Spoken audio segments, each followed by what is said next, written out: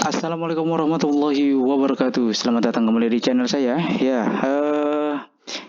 Di video kali ini kita akan memberikan informasi masih seputaran DTKS. Seperti janji saya akan memberikan informasi tentang kriteria apa saja sih yang tidak masuk sebagai penerima DTKS. Tapi sebelum memberikan informasi tersebut, untuk teman-teman yang baru menemukan channel ini, silakan di-subscribe dulu channel ini untuk mendukung channel ini agar bisa berkembang dan memberikan informasi-informasi yang bermanfaat nih kepada teman-teman semua. Dan untuk yang sudah subscribe channel ini, terima kasih karena sudah mendukung dan memberikan informasi-informasi yang bermanfaat untuk teman-teman semua dan bisa mengembangkan channel ini lagi lebih baik ke depannya.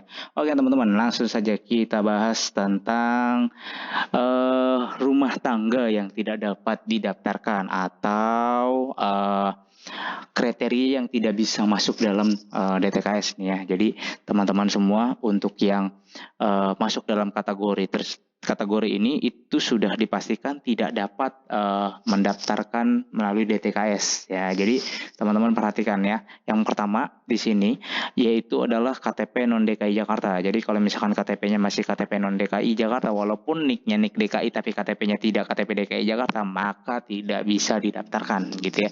Jadi harus KTP DKI Jakarta gitu ya. Itu pertama syaratnya. Kemudian yang kedua, ada anggota rumah tangga yang menjadi pegawai tetap BUMN, PNS, TNI, Polri, anggota DPR atau DPRD, itu sudah pasti tidak bisa ya, sudah pasti akan ditolak pada saat pendaftarannya. Kemudian rumah tangga memiliki mobil, nah ini baik mobil itu untuk nge-grab gitu, disewa gitu, taksi online segala macamnya, itu tidak bisa langsung pasti tidak akan lolos di verifikasi DTKS-nya. Kemudian rumah tangga memiliki tanah atau lahan yang bangunannya atau dengan NJOP di atas 1 miliar rupiah. Jadi kalau misalkan NJOP rumah teman-teman itu di atas 1 miliar, itu tidak bisa mendaftarkan ini. Pak, bagaimana cara tahunya kalau misalkan NJOP kita di atas 1 miliar atau di bawah 1 miliar? Silakan teman-teman lihat di PBB rumah teman-teman ya. Jadi kan ada tuh slip PBB-nya. Nah, di situ ada nilai NJOP-nya. Teman-teman lihat kalau di bawah 1 miliar berarti teman-teman aman. Tapi kalau di atas 1 miliar itu tidak bisa gitu ya. Kemudian sumber air utama yang digunakan rumah tangga untuk minum adalah air kemasan bermerek, tidak termasuk air isi ulang gitu ya. Jadi misalkan air kemasan bermerek itu ya seperti air mineral yang punya merek ya. Seperti air kemasan lah banyak ya, itu tidak bisa tuh ya.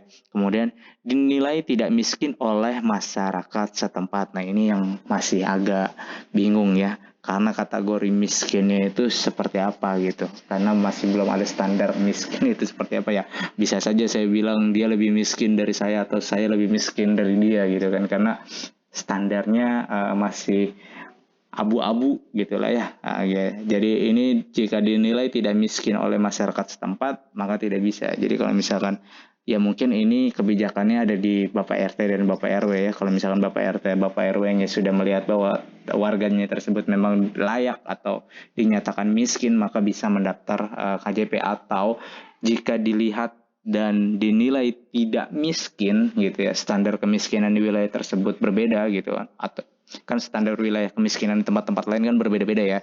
Mungkin di wilayah tersebut miskinnya itu adalah rumahnya keramik misalkan gitu, karena rumah yang lain marmer gitu kan, itu bisa jadi. Atau miskinnya standar di wilayah tersebut adalah rumahnya rumah bilik, yang lainnya rumahnya rumah tembok semen. Nah itu tergantung nanti penilaian dari Bapak RT atau Bapak RW-nya gitu di tempat tersebut ya, termasuk dengan masyarakat setempatnya.